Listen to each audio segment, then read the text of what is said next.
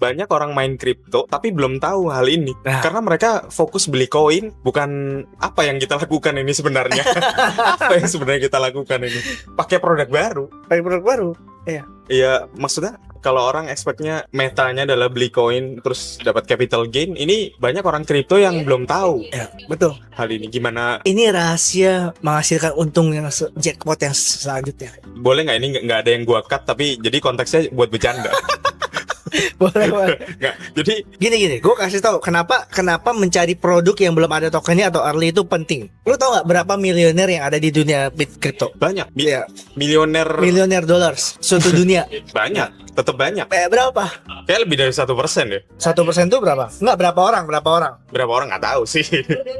Masa gue bisa sebut angkanya, hebat juga gue. Kira-kira lo mau tahu berapa orang? Berapa tuh? 240.000 orang satu dunia miliuner di dunia kripto. Oh ya, how do you know?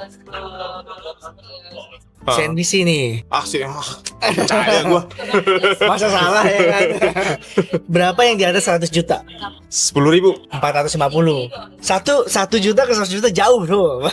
Tapi intinya this is one of the youngest industry, tapi very successful graduates lah bisa dibilang. Kok bisa? Karena 10 tahun lalu, 5 tahun lalu, Bitcoin dan kripto adalah sebuah secret, sebuah rahasia.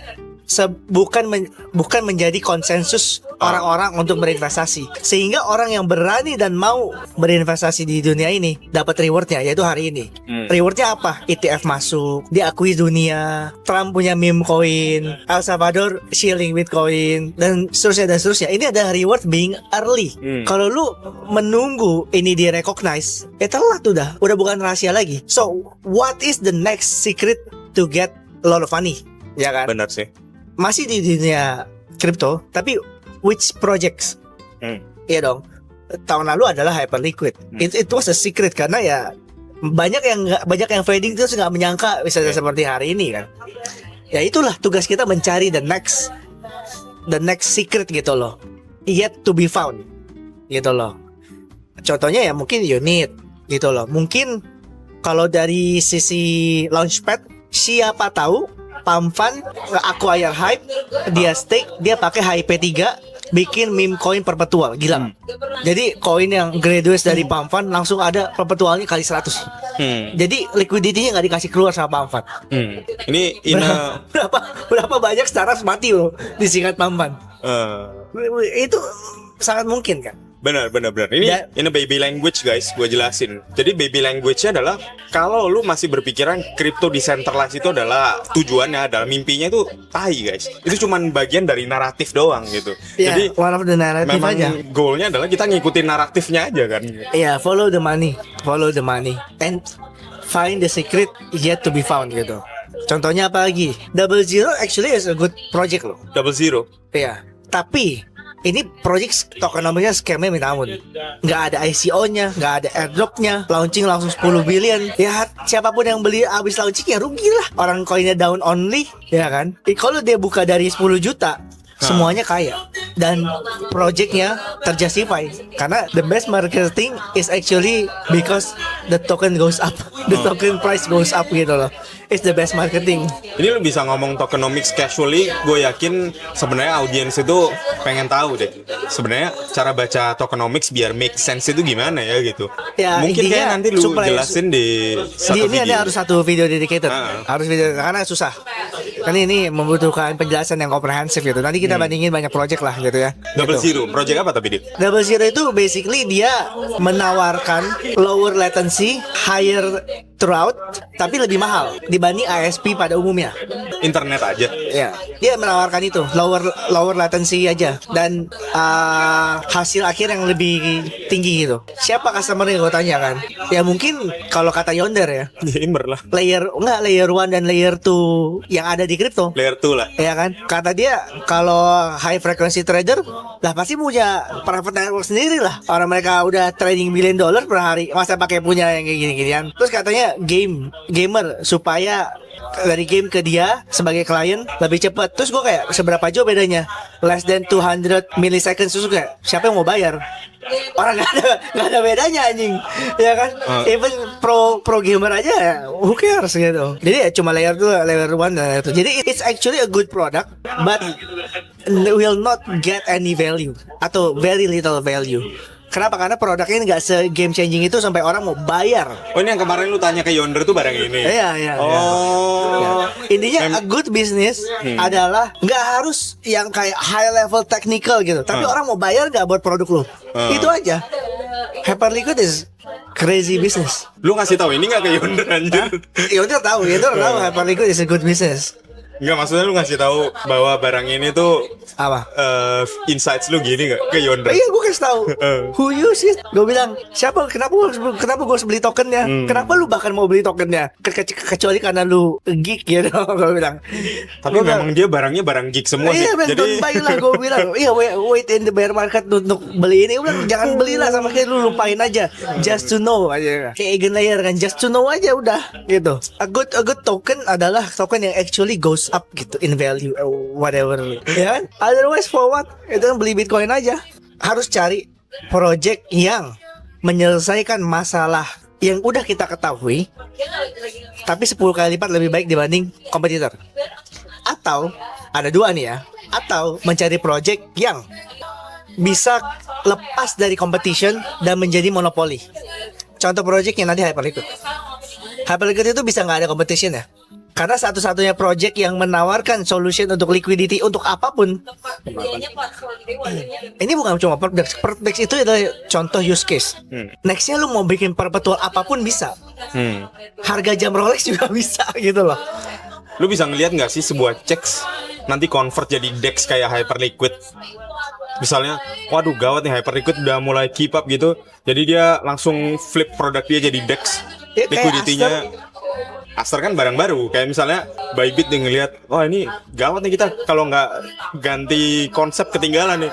Dia tuker juga.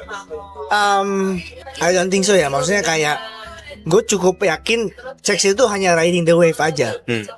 Gitu. Dia nggak akan mengubah core produknya gitu. Hanya riding the wave. Lagi ada naratif apa gitu. Iya. Gitu.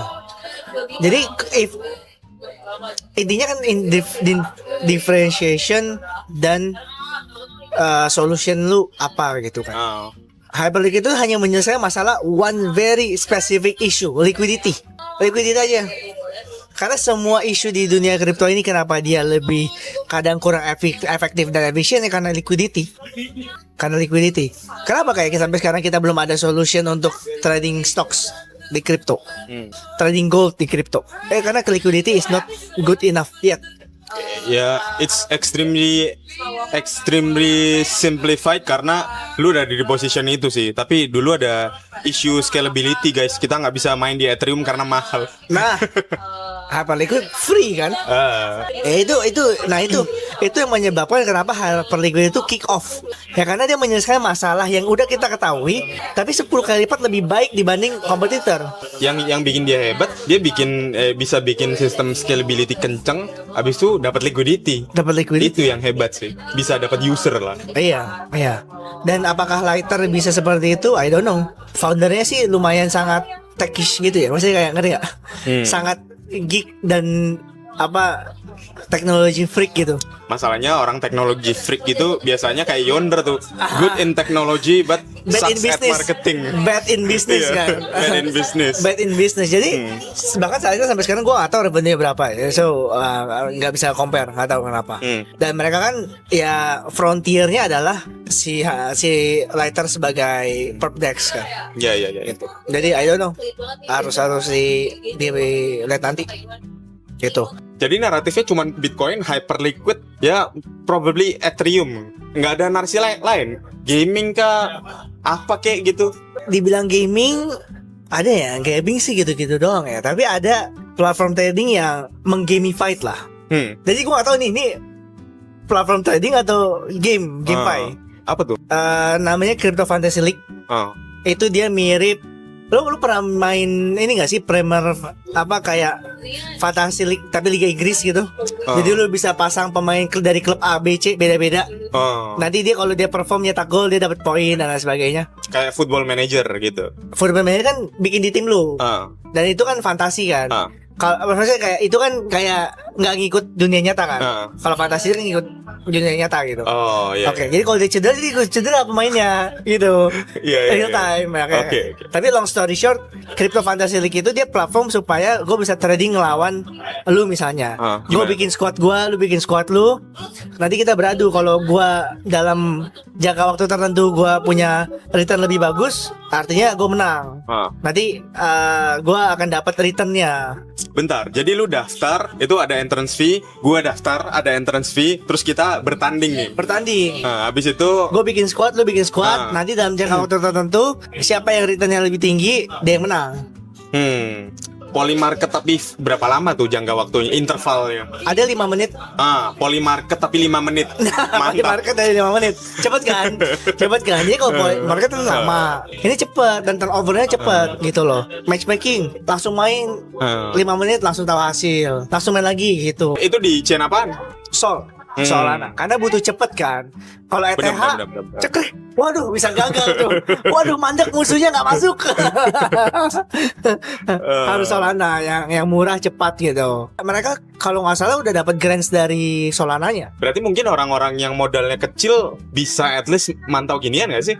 Ya justru itu, ini untuk modal orang yang modalnya nggak gede. Kalau modalnya gede kan dia trading Bitcoin aja kan. Kalau yang modalnya kecil kan bisa kalau trading Bitcoin kan agak nggak dapat nih returnnya kan. Ya kalau mau trading yang naked meme coin nanti gampang diruk orang. Kalau ini kan gue lawan lu, ya kan. Kalau gue lebih jago lu, gue menang terus. Jadi kalau nanti ditanya pekerjaannya sama tetangga-tetangga, main bola. Nah, apa profesional portfolio analis, portfolio strategis ya, itu dia.